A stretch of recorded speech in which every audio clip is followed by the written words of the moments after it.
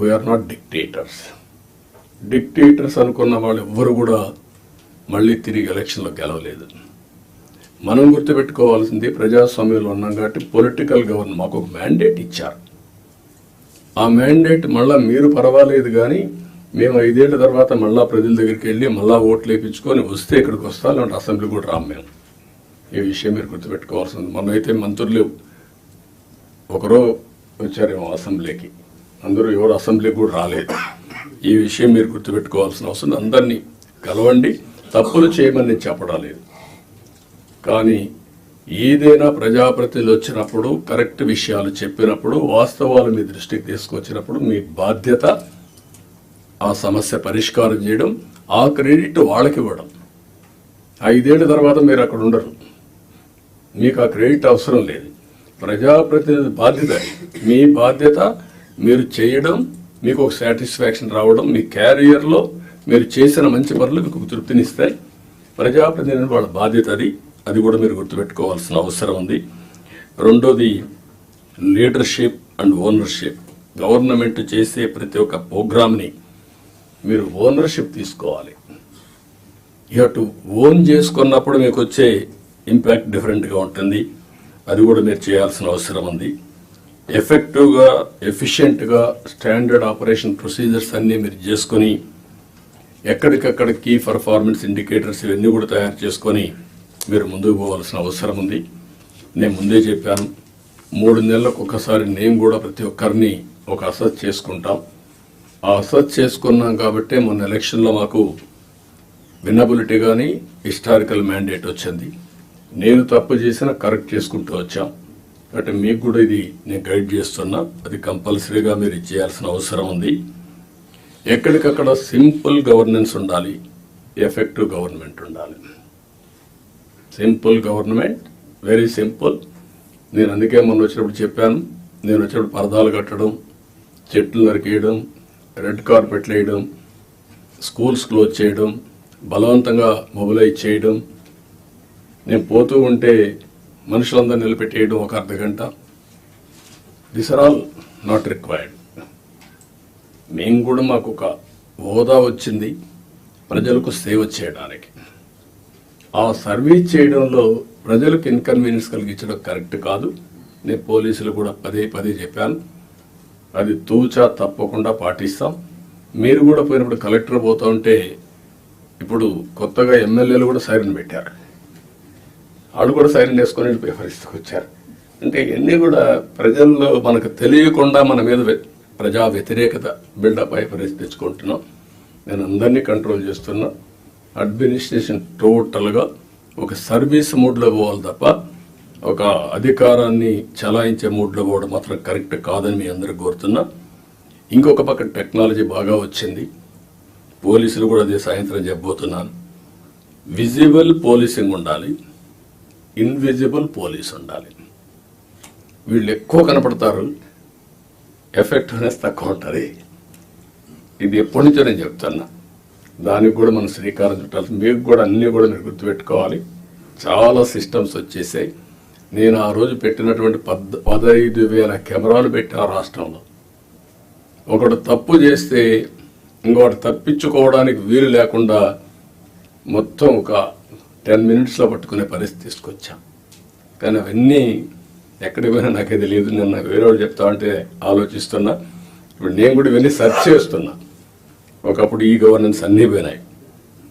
తర్వాత ఈ విషయాలే కాకుండా మీరు అందరూ గుర్తుపెట్టుకోవాల్సింది, physical and virtual model is reality today. మీరు మాలుమూల గ్రామంలో కూర్చొని బెస్ట్ కంపెనీ క్రియేట్ చేసి గ్లోబల్గా తీసిపోయే రోజులు వచ్చేసాయి. మీకు కావాల్సింది నాలెడ్జ్ కావాలి, అదే సమయంలో మీరు అది చేయగలిగే రిప్లికేషన్ చేసే నాయకత్వం కావాలి, టెక్నాలజీ కావాలి. ఇవి ఉంటే ఏమైనా చేసే పరిస్థితి వస్తుంది. కాబట్టి నేను మిమ్మల్ని అందరినీ కోరుతున్నా, వర్చువల్ గవర్నెన్స్. నేను వాట్సాప్ గ్రూపులన్నీ క్రియేట్ చేసుకోమంటున్నాను. అవసరమైతే రేపు గవర్నమెంట్కే ఒక యాపే తీసుకొస్తాం. ఆ యాప్లో కలెక్టర్స్కి ఏం మెసేజ్లు ఇవ్వాలి, ఎంఆర్ఓలకి ఏం మెసేజ్లు ఇవ్వాలి, లాస్ట్ మైల్ ఏమి ఇవ్వాలి, అవన్నీ వర్కౌట్ చేసి ఇప్పుడు టీసీఎస్ ఉంది, టాటా కన్సల్టెన్సీ సర్వీస్. టాటా గ్రూప్కి అందరికి కలిసి ఒక యాప్ ఉంది. ఆ యాప్లో మొత్తం కన్జ్యూమర్స్తో సహా they are doing all these things. దానివల్ల చాలా కాస్ట్ ఎఫెక్టివ్నెస్ వస్తుంది. టు స్టార్ట్ విత్ వాట్సాప్ గ్రూపులు క్రియేట్ చేద్దాం. ఇప్పుడు మా మంత్రులకి అందరూ క్రియేట్ చేసుకున్నాం, సీఎంఓని కూడా క్రియేట్ చేశాం, అన్నీ కూడా స్టార్ట్ చేశాం. దీనికి ఒక ఆర్కిటెక్చర్ ఇస్తాం. ఇది తీసుకుంటే చాలా వరకు మీకు ముందుకు పోయే పరిస్థితి వస్తుంది. రియల్ టైంలో గవర్నెన్స్ ఇచ్చే అవకాశం వస్తుంది, ఎక్కడ ల్యాప్సెస్ లేకుండా. రెండోది, కొన్ని మీరు మంచిని చెప్పడం, ప్రజల్ని ఎడ్యుకేట్ చేయడం. చెడు వచ్చినప్పుడు అది వాస్తవాన్ని తెలిసినప్పుడు మీరు కరెక్ట్గా సాక్ష్యాధారాలతో సహా చెప్పాల్సిన బాధ్యత జిల్లా అడ్మినిస్ట్రేషన్ ఉంది. Over a period of time గవర్నమెంట్లో ఒక ఐఎండ్పిఆర్ క్రియేట్ చేసుకున్నాం మనం. What for? ఒక అడ్మినిస్ట్రేషన్లో ఎక్కడికక్కడ చేసి తప్పులు కానీ వచ్చినప్పుడు దాన్ని కరెక్ట్ చేయడానికి ఇన్ఫర్మేషన్ బ్రాడ్కాస్టింగ్ పెట్టుకున్నాం. ఇప్పుడు కూడా జిల్లాలో వింగ్స్ ఉన్నాయి. మీరు కూడా ఇది గుర్తుపెట్టుకోవాల్సిన అవసరం ఉంది. మొన్న నేను చూశాను బట్టిప్రోల్లో పోలీసులు అక్కడ చిన్న 2 గ్రూపులకు గొడవ జరిగితే వాళ్ళు అక్కడి తోచుకుంటే దానిపైన ఇమీడియట్గా తెలుగుదేశం వాళ్ళు కొట్టారు, ఎస్ఐ చొక్కా పట్టుకున్నారు, కాలర్ పట్టుకున్నారు అనేసే పరిస్థితికి వచ్చారు. మీరు చూడండి ఎంత క్లియర్గా. అంటే ఇంకా దీనికి ఏం చెప్పాలన్న వీళ్ళకి అర్థం కాదు.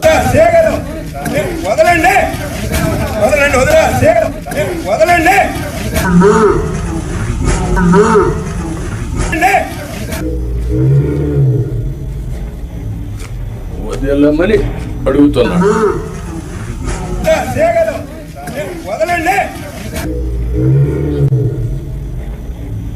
ఓకే, దెన్ అది చొక్కా పట్టుకున్నట్టు చిత్రీకరించడం.